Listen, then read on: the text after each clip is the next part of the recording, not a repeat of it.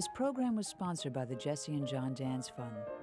Since 1962, these lectures have been a forum for distinguished scholars of national and international reputation who have concerned themselves with the impact of science and philosophy on man's perception of a rational universe.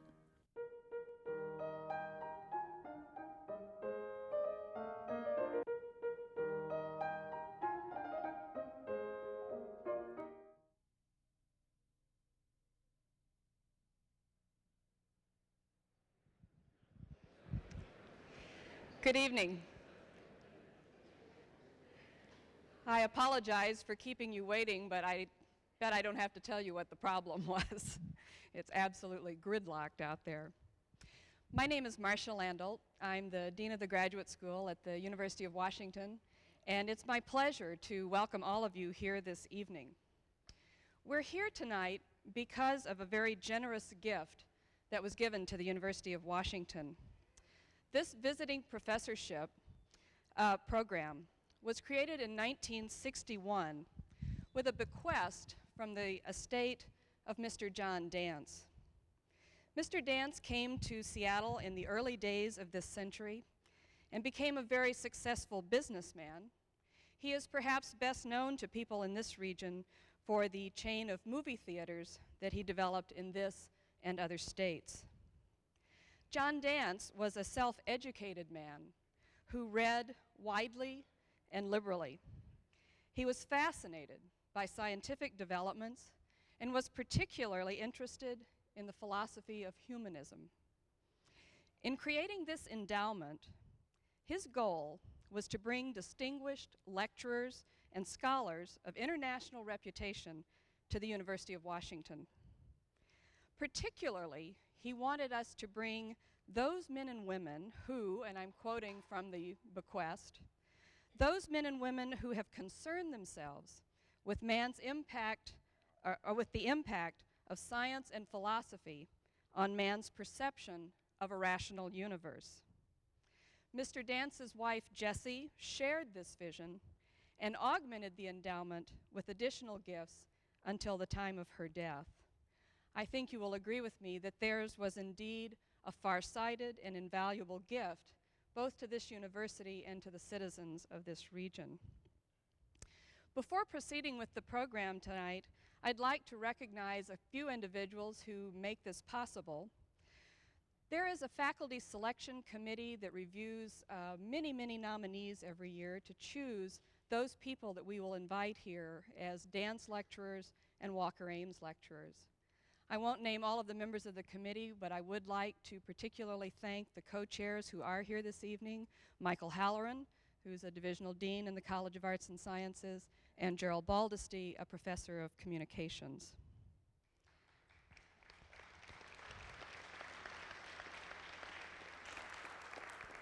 More importantly, I want to thank Janet Jones, who is the person in the graduate school who is the coordinator for these lectureships and who does all the behind-the-scenes work to make sure that the room is reserved and the cameras are all working. It's a terrific job, and I thank Janet for all of the good work that she does for all of these lectures.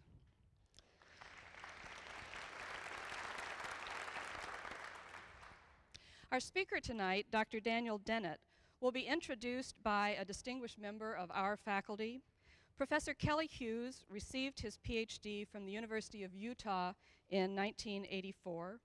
He conducted postdoctoral research at the University of Texas and at Caltech, and then joined the faculty of the University of Washington in 1989 as a member of the Department of Microbiology. His teaching and research focus on the genetic analysis of complex biological processes, and he's particularly interested in gene regulation that is mediated through DNA structural alterations. Dr. Hughes.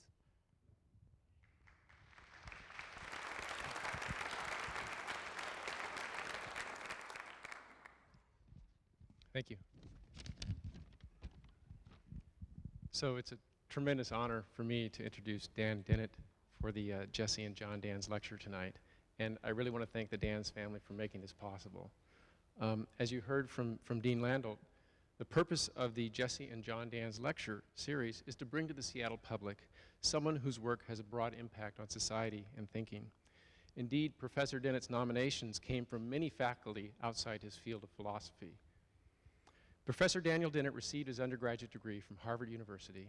He received his Doctor of Philosophy in Philosophy at Oxford University.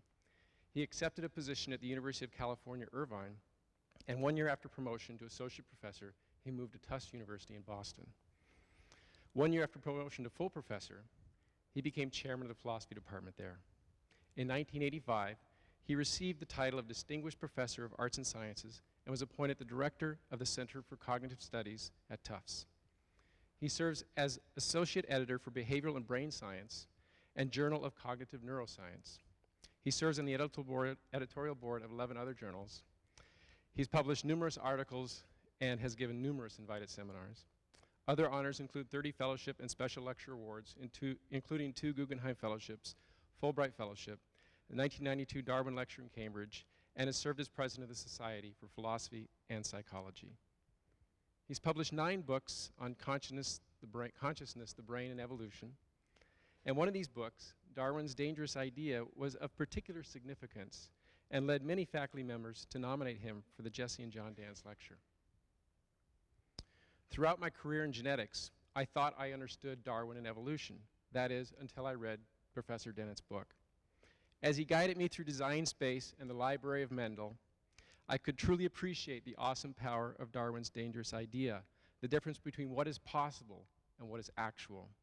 Professor Dennett was courageous enough to go beyond the normal controversies of Darwinian evolution to discuss its philosophical implications for society and morality.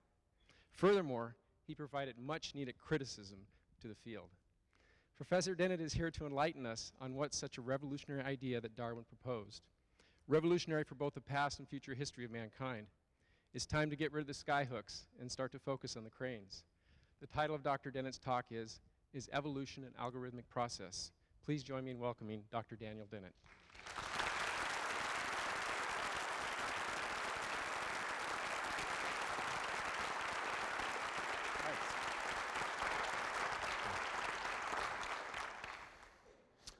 Well, I'm very honored and delighted to be here, to be back in Seattle again, and to give the dance lecture. It's a very distinguished series, and I'm thrilled to be here. I'm also particularly thrilled to be the guest of the biology department. As a philosopher, I have learned that not many scientists hold philosophy in high esteem. In fact, another biologist recently said as much. For most wearers of white coats, philosophy is to science as pornography is to sex. It's cheaper, easier, and some people seem bafflingly to prefer it. Well, here I am, and I'm delighted that the people in white coats here want to have a philosopher speak. And I think that we're changing that attitude towards philosophy and philosophers by leaps and bounds in the areas that I'm working in sort of cognitive science and in evolutionary theory, precisely because the really interesting problems in those areas are conceptual problems. We're drowning in data. The problems are not gathering data. The problems are coming up with theories. And the obstacle to theory is very often just not figuring out what the right question is to ask. And that's what we philosophers pride ourselves in being good at, is coming up with better questions. Now, some of you may have been here a few years ago, I think in this very building, when I gave a talk about Darwin's Dangerous Idea, and you'll notice that my first 2 overheads are the same. Don't worry, it's not the same talk. It just starts the same, and then it moves on from there. This is Darwin's Dangerous Idea. That's it, the whole thing. And I want to just walk through it with you. I want to draw out a few factors about it. I've sort of set it up a little bit so you can see that it is a logical argument. I've bolded the ifs. So let's just walk through and see how it goes. If, during the long course of ages and under varying conditions of life, organic beings vary at all in the several parts of their organization, and I think this cannot be disputed, that's the empirical part. If there be, owing to the high geometric powers of increase of each species at some age, season, or year, a severe struggle for life, and this certainly cannot be disputed, then, considering the infinite complexity of the relations of all organic beings to each other and to their conditions of existence, causing an infinite diversity in structure, constitution, and habits to be advantageous to them, I think it would be a most extraordinary fact if no variation ever had occurred useful to each being's own welfare, in the same way as so many variations have occurred useful to man. But if variations useful to any organic being do occur, assuredly, individuals thus characterized will have the best chance of being preserved in the struggle for life, and from the strong principle of inheritance, they will tend to produce offspring similarly characterized. This principle of preservation I have called, for the sake of brevity, natural selection. That's it. That is Darwin's dangerous idea. And you'll note that it is in the form of an argument and that it presents itself as almost a necessary truth. And in fact, over the years, there's been a great deal of work by philosophers and theorists of evolution trying to make out that there was something wrong about the fact that this seemed to be like a tautology. There was something wrong with this feature. And I want to suggest, echoing people down the road in Redmond, it isn't a bug, it's a feature.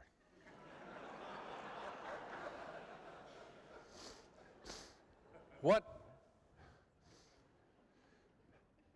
Darwin didn't have the language to put it this way, but what we've got here is a description of an algorithm. And I claimed in Darwin's dangerous idea that evolution is an algorithmic process, that this is what Darwin discovered. And this is what I want to defend and explain today. And it's a very unsettling thought for many people. My favorite reaction to Darwin's idea came in a review in the Athenaeum, which was sort of the New York Review of Books of its day. It was published anonymously, but we've since found out it was a man named Robert Beverly Mackenzie who had this wonderful thing to say. By the way, these caps were in the original. In the theory with which we have to deal, absolute ignorance is the artificer, so that we may enunciate as the fundamental principle of the whole system that in order to make a perfect and beautiful machine, it is not requisite to know how to make it.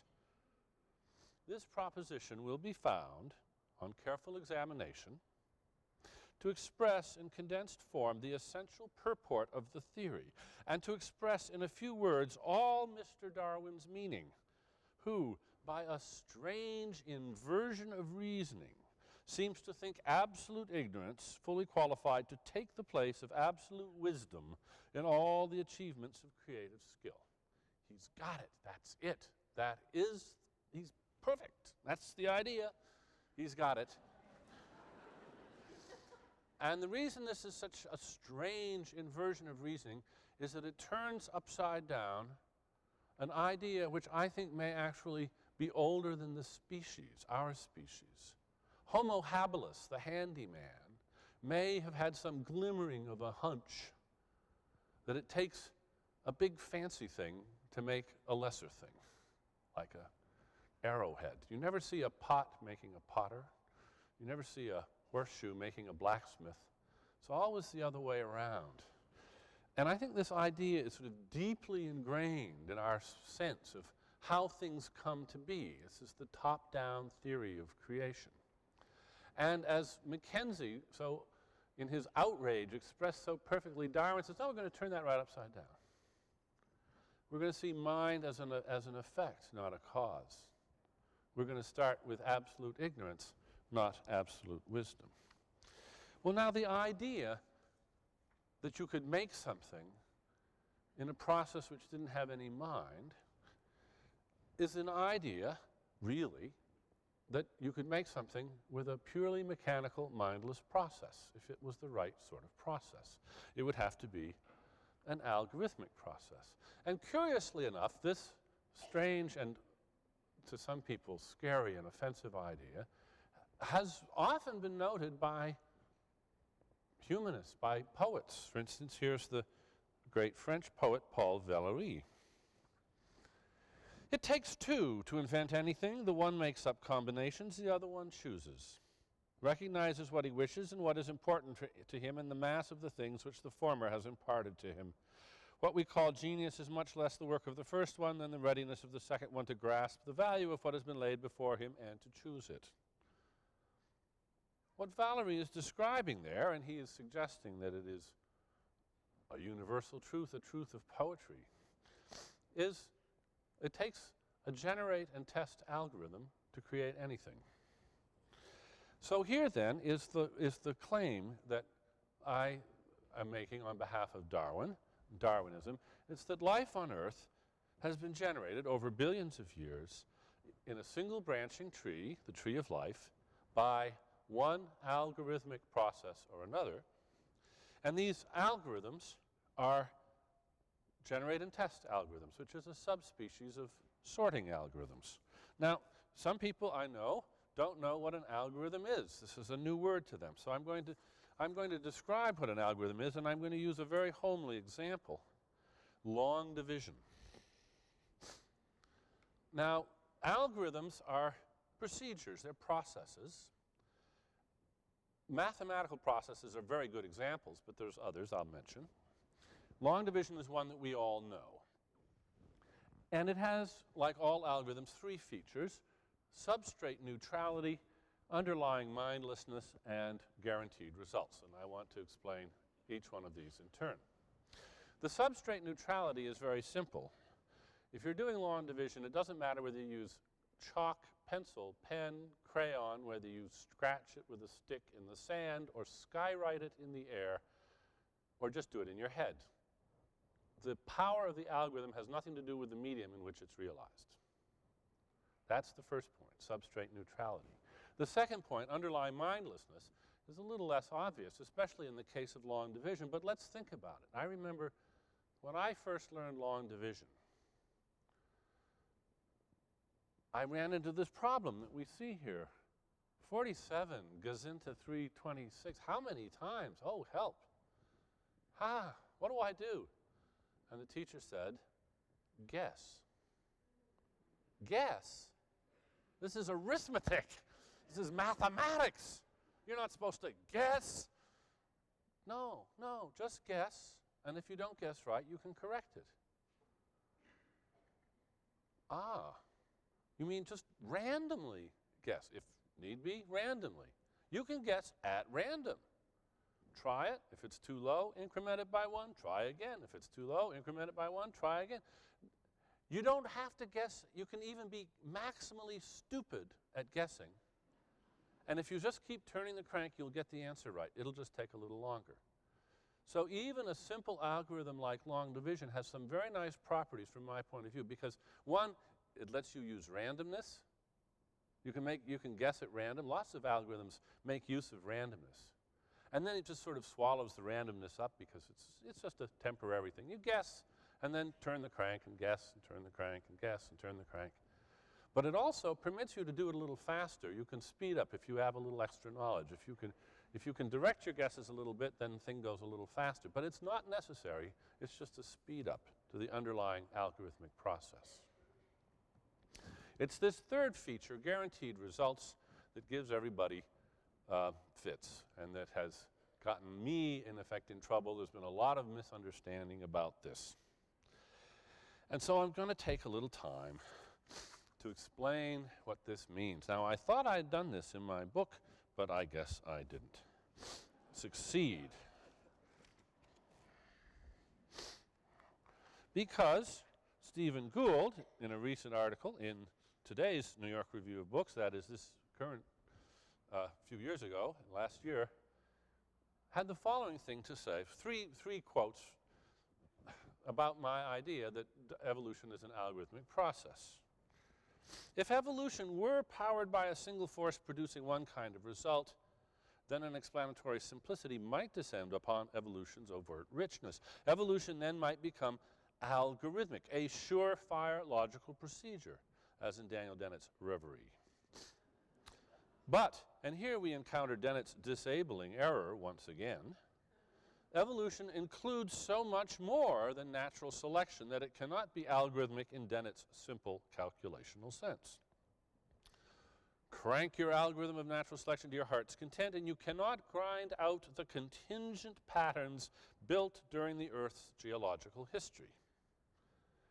Some reason Gould and others seem to think that the contingency, the amplification of contingency, shows that evolution is not an algorithmic process. Now, the funny thing about this is that I thought I'd countered that ab initio when I first talked about algorithms, because I gave the example of a sorting algorithm, a tennis tournament. So now here we have a tennis tournament. George Smith's a colleague of mine.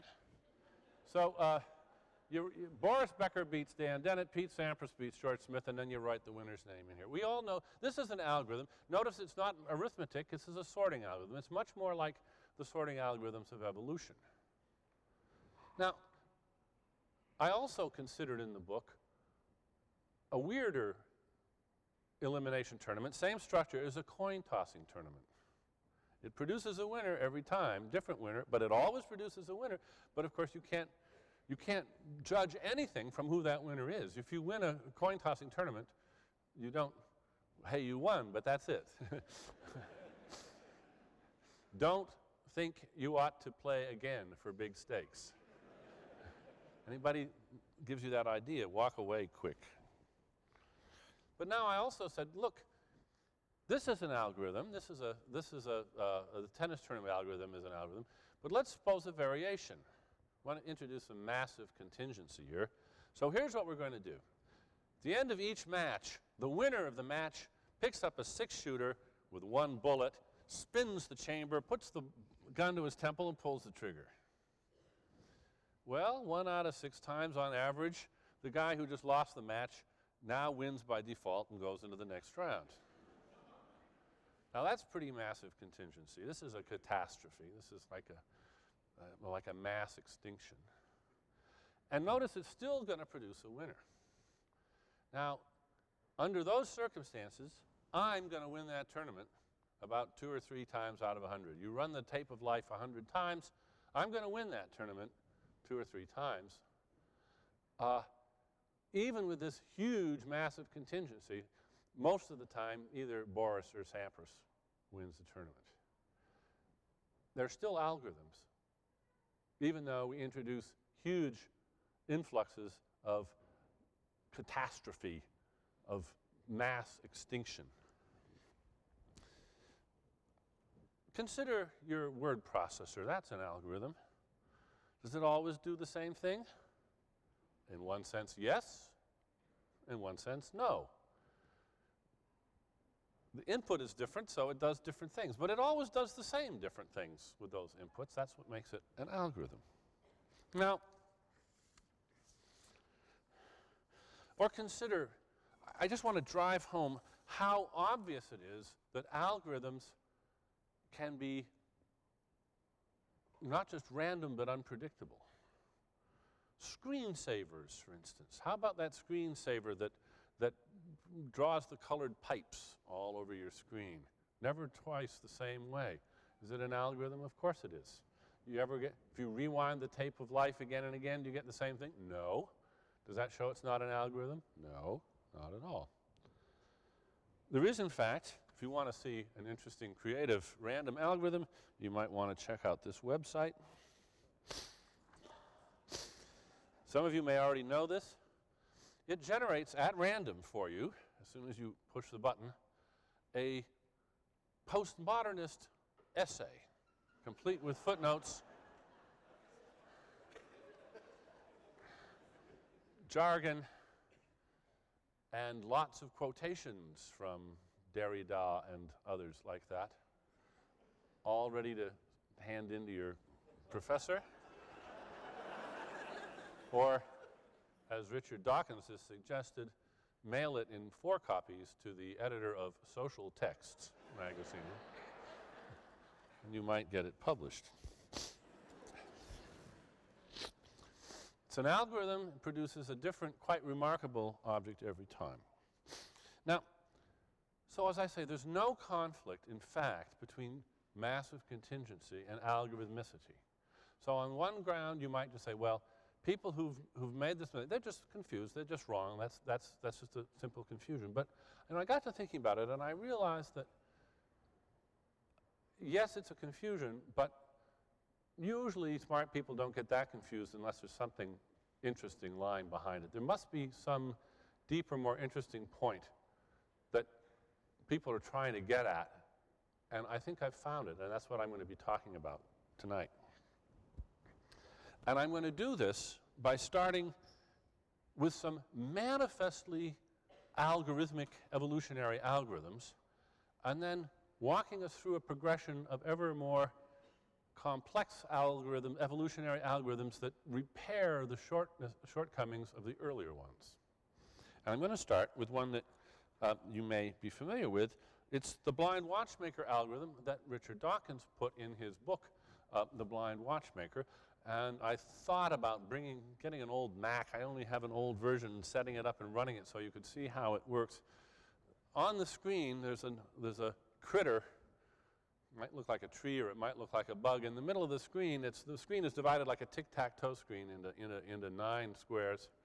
And surrounding the central figure are 8 mutants, different at one locus by one item from the one in the middle. If you like one of those better than the one in the middle, you just mouse it, and it moves to the center and generates a new generation. So this is repetitive generations. And so it looks like this. You start here, and in a few generations, you've got to this creature here from the original.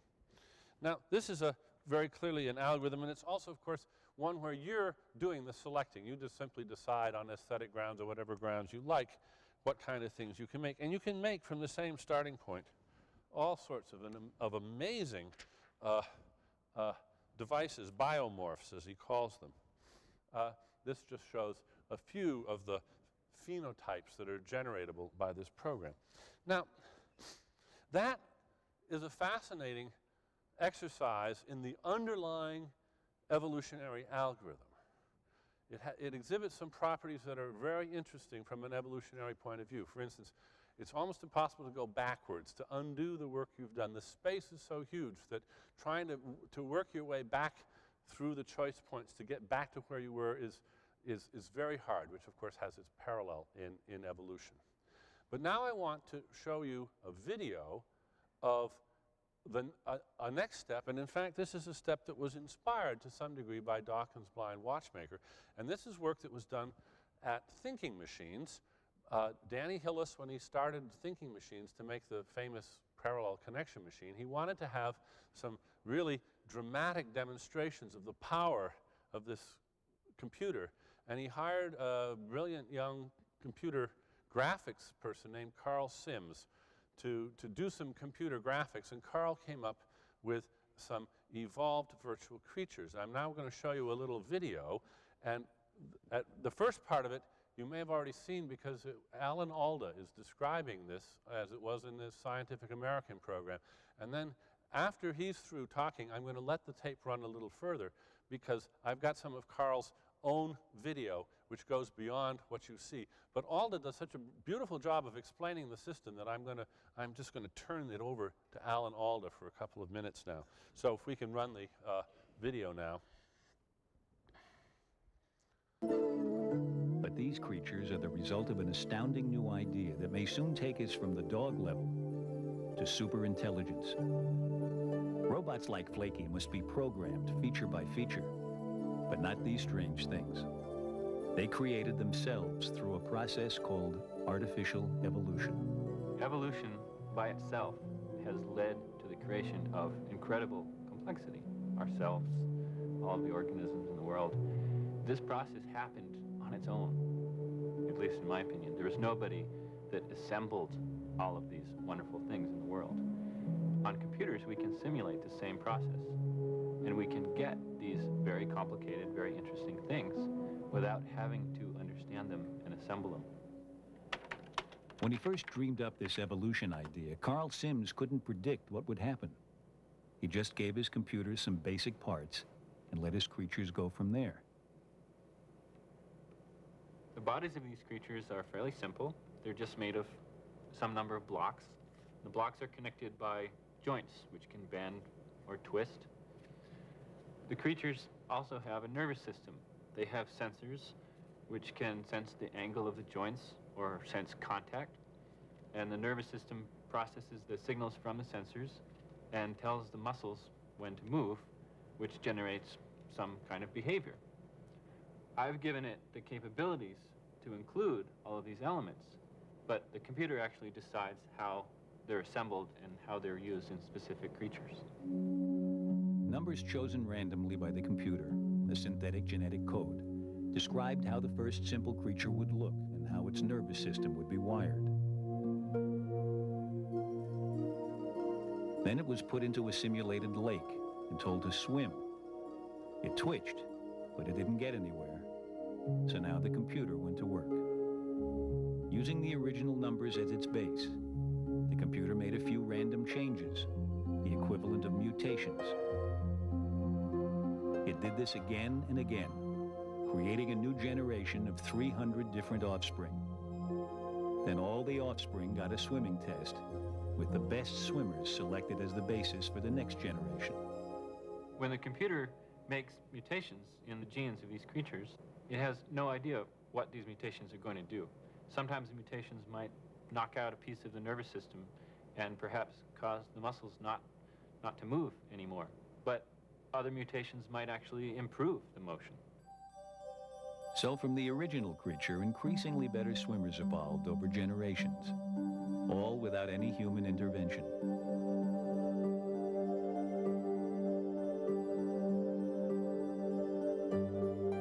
In the end, this was the best swimmer of all. But when Carl Sims put it on simulated land, it was like a fish out of water. So over subsequent generations, the mutation and selection process had a new goal: to walk.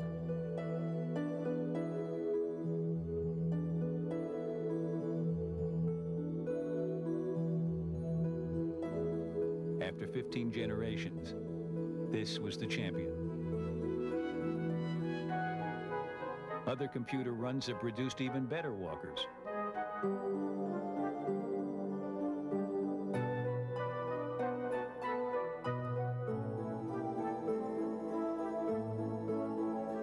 Sometimes these evolving creatures would think of solutions to their goal which were completely different than I expected. In this one example, the creatures got taller and taller and taller and would simply fall over. Instead of figuring out some clever way of walking, they would fall to generate horizontal velocity. What I was telling them to do was to just move, and falling was a perfectly good solution as far as they're concerned. So this creature specialized in falling for as long as it possibly could, including doing a complete somersault. The strength of artificial evolution is that it comes up with solutions that computer programmers could never imagine. All right, that's the end of the Alan Alda bit, and I'm going to narrate a bit more, because these are Carl's own bits, and I'm going to let it run a bit because I want to show some of the things he then did after he did these first few experiments. By the way, if you look at the developmental program that takes the genome to the phenotype, you'll see that there's no enforcement of symmetry. So that if you see symmetry and you see it again and again, it's evolved. This is convergent evolution. It's not a developmental constraint. And you also, of course, see organisms that don't have symmetry, that have these weird asymmetrical excrescences that have not been selected against yet.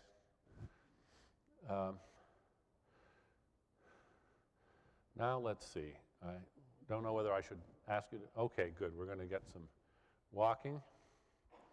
Now, when Carl first did the simulated physics, there were a number of little bugs in it, because of course you have to simulate the physical laws. And you saw the one problem, which was the falling thing. It was just measuring distance from the origin was how he was measuring forward motion. But he also had the physics a little bit wrong. There was one creature that moved like this, you know. You have to go back in and tweak the physics and get it right. But there is one that does make very interesting use of I mean, you see things like this, you realize nobody could dream up something like this.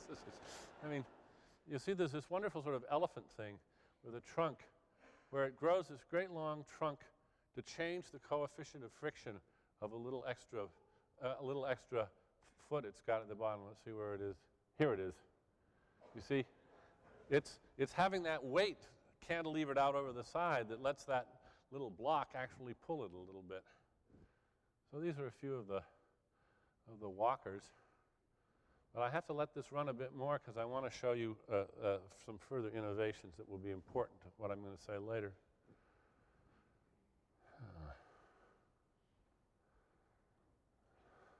Well, it's fun to look at anyway. What the heck?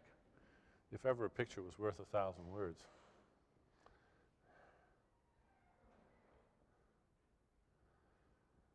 Okay, let's see. Come on, Carl. Where are we going to get the...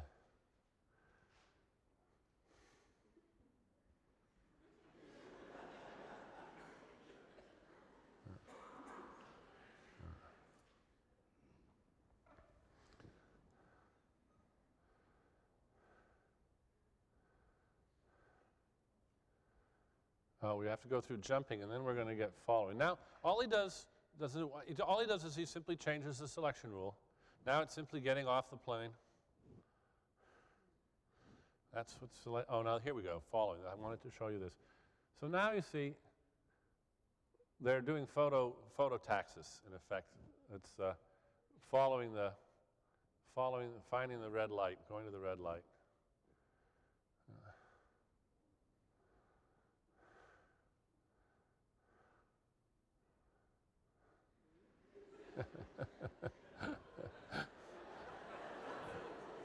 I always get the feeling of water going up my nose at this point. Okay, thank you very much for the videotape. Now, we will stop it there. There's much more, but I have to get on with my part of the talk. Now, I think that Carl's work is wonderful, and one of the reasons I love to show it is that even as a card-carrying fundamentalist Darwinian, I'm amazed at how swiftly and efficiently those very plausibly biological life forms emerge. It's stunning how effective that process is. If I'd been asked to bet ahead of time whether he'd get such results that fast, I would probably have bet against him. However, it has some striking limits, and I want to talk about those limits. For instance, you saw that phototropism right there at the end, the following. Well, how did that evolve?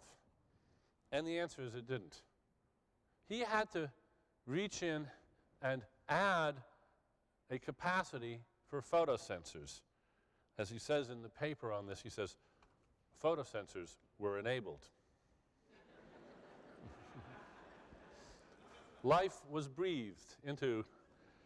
Photosensors were enabled because what he had to do is, this is a diagram, he has to add a new circle type. He has to add a new part of the genome. He has to lengthen the genome. And the reason that can't evolve is very simple. The genome and the developmental program are outside the model. They're not visible to selection. There's no costs and no benefits associated with them. They're simply backstage doing the work. So that couldn't evolve. That's simply a closed part of the system. Now, you might think, well, that just shows why evolution is an algorithmic process. But of course, there's no reason why an evolutionary algorithm has to do that. And in fact, John Holland, in his ecosystem, fills exactly that gap. In the ecosystem that Holland and his colleagues have built, it's a simulated world, it's a virtual world, and in this world, there are sort of fountains of resources, A, B, and C, coming into this world, and there's agent interactions of various sorts. But the point that I really want to make is that for an agent to make a chromosome, it's got to have the raw materials to make the chromosome. It's got to eat, it's got to use raw materials from the world to make the chromosome, so that it is possible, in principle, to either evolve a longer or a shorter genome in the course of, here for instance, I'm just not going to bother explaining these diagrams from the book clearly, but here you have resources that then are available to build various body parts, including your own replicative parts, which you have to do before you can have offspring. Whereas, of course, in Sim's world, there's no eating, there's no food, there's no resources, so that offspring are simply determined by who wins the selection tournament. Now, the Echo world has this significant improvement and is hence much more open-ended than the Sims world, but it's still, of course, a virtual world. It's not concrete. Now the question is, does that make any difference? Does the fact that real evolution occurs in the real world make a difference? If so, what? Well, I think it does make a difference of a sort I want to explain. In the real world, if you make a hotel, you have to go to a lot of trouble, money, expense, to insulate the rooms so that people can't hear each other in the neighboring rooms. In a virtual hotel, it's just the other way around. In a virtual hotel, you have to go to a lot of trouble so that they can overhear each other. They don't overhear each other for free. You have to add this as an extra feature. Virtual worlds only have what you put in them, and you would have to add non-insulation at a considerable cost and expense in order to get that effect. If you've ever tried to write a video game program or something like that, you know what the general category is that's we're talking about here. It's what's called collision detection. In the world of computer graphics or in virtual worlds, things will just go right through each other. They won't even see each other unless you build in collision detection. You don't get it as you do in the world for free. And collision detection is expensive.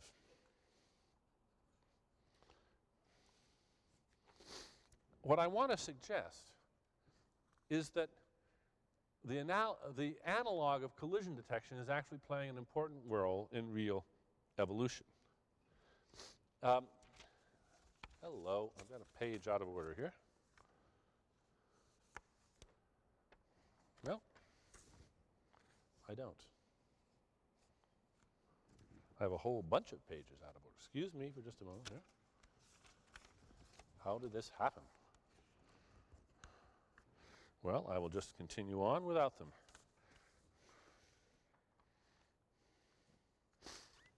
In Doug Hofstadter's recent book, Le Tombeau de Marot, he speaks of spontaneous intrusions into a creative process. He's talking about composing music and writing poetry. But I think the same is true of, as Valerie suggested, of all creative algorithms, of all creative processes, where it's very important that there be a lot of junk in the world, a lot of noise. In the real world, things, when they move, they make wakes, they leave shadows, they have aromas, they make noise. They generally scuff the world up as they go by. In a virtual world, it's very quiet. You don't have any of that, unless you add it.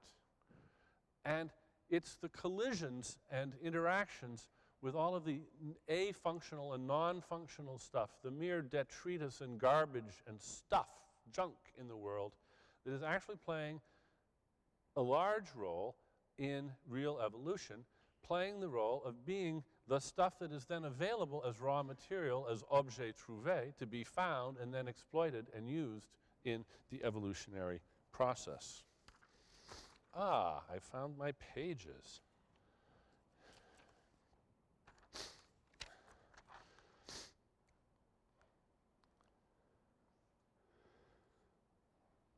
My suggestion is that this modeling of evolution, to the extent that it doesn't include lots of collision detection, lots of junk, will always be seriously impoverished compared to the actual evolutionary algorithms that run in the concrete world. Think how important those have been. Here's a recent picture of the tree of life from an article in Science of a year or two ago. And right here we see the eukaryotic lineages. And my goodness, how important those have been. There's the plants and the animals, all the big fancy stuff comes out of this. And what happened here? What happened there was a collision of two lineages of prokaryotic cells that where one of them bumped into the other and became an endosymbiont, a sort of parasite, and created a whole new sort of thing. In order to have an evolutionary algorithm that permits that kind of blindsiding coming from out of left field and adding into the process, you really have to add lots and lots of dimensions of features, and we're moving in the direction, that is, of concreteness. It's still, however, an algorithm.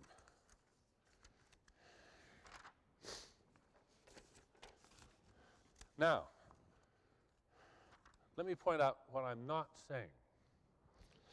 I'm not saying that what's wrong with, say, Carl Sims' virtual creatures is that they're made out of bits instead of being made out of proteins or carbon or anything like that. Being virtual is fine. It's just orders of magnitude simpler than real concrete things, and it's the simplicity, not the material, that makes the difference.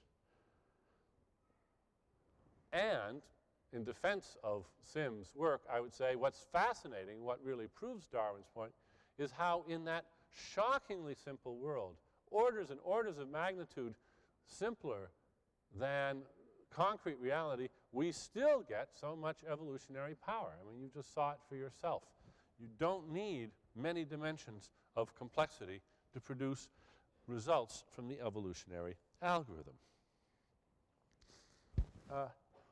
What I want to suggest is that the truth lurking behind the misbegotten idea that evolution is not an algorithmic process because of the facts of contingency is just that there is something which we might call an epistemological homeostasis, that is, diminishing returns. As we try to make ever more realistic computer models of evolution, we're going to run into the problem that it becomes more and more expensive to add the dimensionality that would give you a really good, powerful, creative, open-ended evolutionary process. And after all, the very thing you'd be adding is the very thing, the absence of which makes computer modeling so wonderful, and that's the quietness of the models. It's the very quietness of computer models that makes them wonderful and tractable. And what I'm suggesting is if you start making them really, really, really noisy, you might as well stop doing computer modeling and just go to the concrete world. And that, too, is possible. And I want to end up by telling you about my favorite recent adventure in evolutionary algorithms. And this is Inman Harvey and Phil Husbands and their group at Sussex in Evolutionary Robotics. Now, evolutionary robotics uses real robots, such as this little Kepra. Now, a Kepra is pretty small. It's about the size of a hockey puck. It's got some little wheels, so you can put little light sensors, photo sensors on it. And what Harvey and his group wanted to do was to evolve the same thing that we saw virtual in the case of Carl Sims, and that's phototropism, except something a little better than that. Wanted to evolve this hockey puck robot, which if you put it in a very simple environment with a few eye spots, would seek out the white triangles and shun the white squares. That's it. That's all it has to do.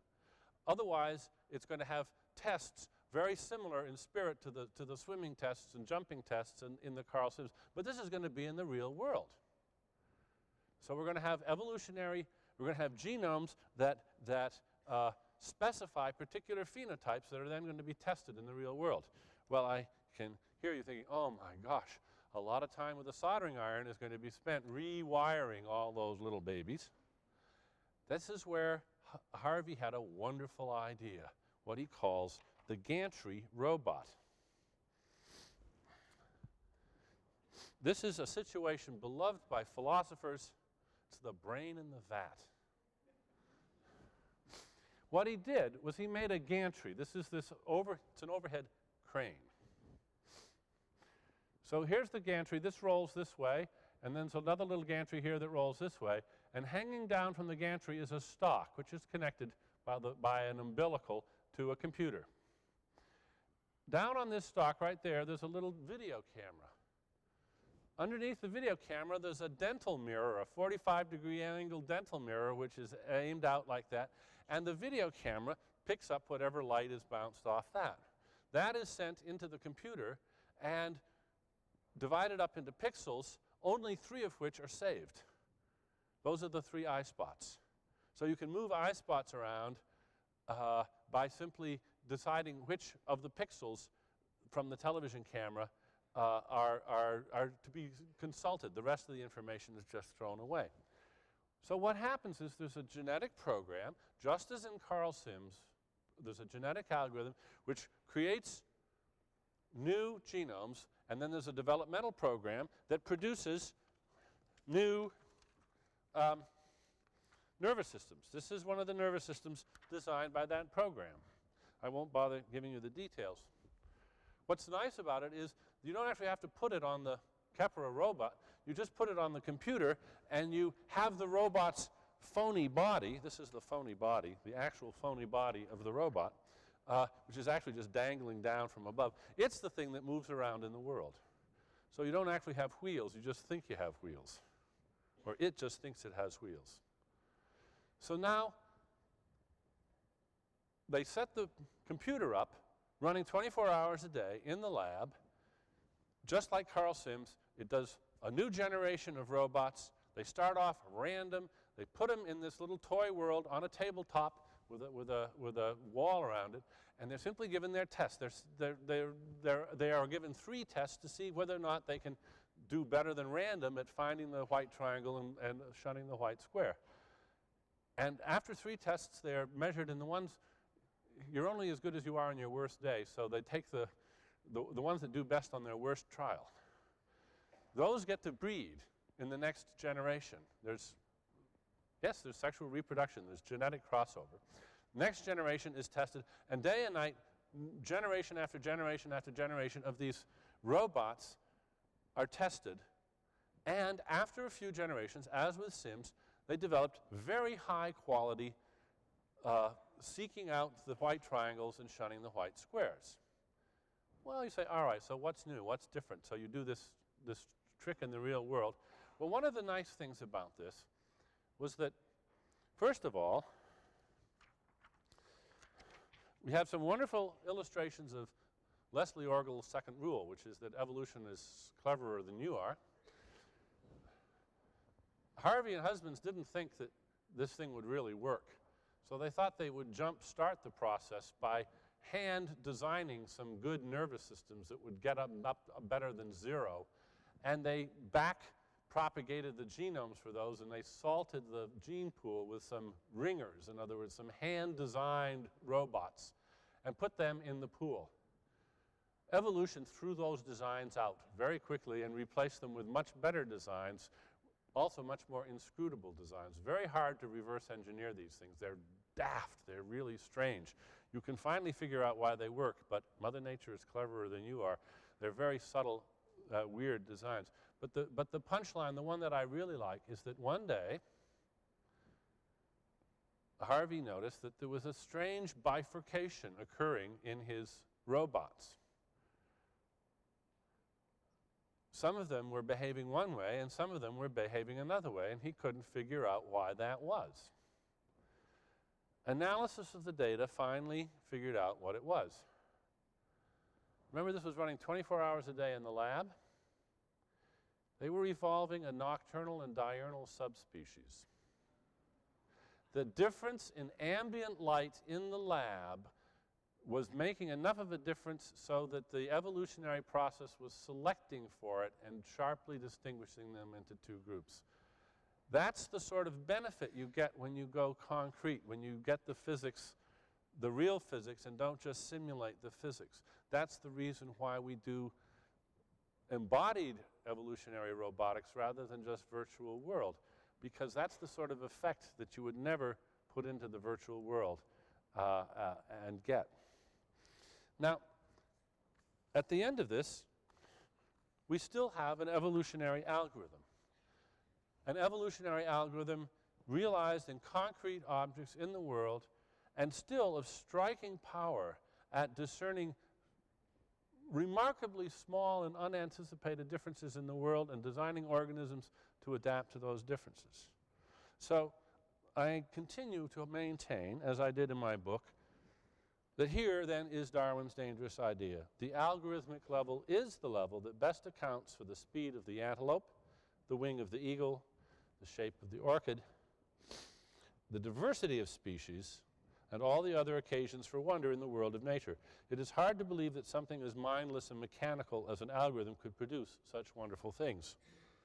But it can. And I'm going to let Darwin have the last word. I would give absolutely nothing for the theory of natural selection if it required miraculous additions at any one stage of descent. If I were convinced that I required such additions to the theory of natural selection, I would reject it as rubbish. Thank you very much for your attention.